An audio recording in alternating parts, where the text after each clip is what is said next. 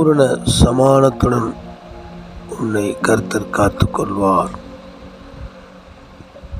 அவரை உறுதியாய் பற்றி கொள்ளும் போதும் இந்த உலகத்தில் எத்தனை வித ஆபத்துகள், எத்தனை விதமான வியாதிகள், எத்தனை வித போராட்டங்கள், எத்தனை வித பிரச்சனைகள் அவைகள் மத்தியிலே அவர் மறைத்து பாதுகாத்து பூரண சமாதானத்தை நடத்துவார்.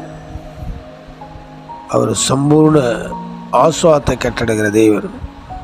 அவர் பாக்கியமும் பரிபூர்ண சமாதானத்தை கொடுக்கிற ஆண்டவர்.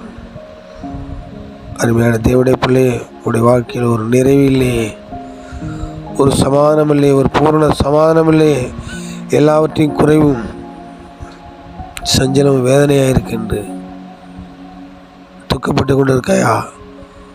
அவரை உறுதியாய் பற்றிக்கொள். அவர் உன்னை பூரண சமாதானத்துக்குள் நடத்துவார். ஆமென். God bless you.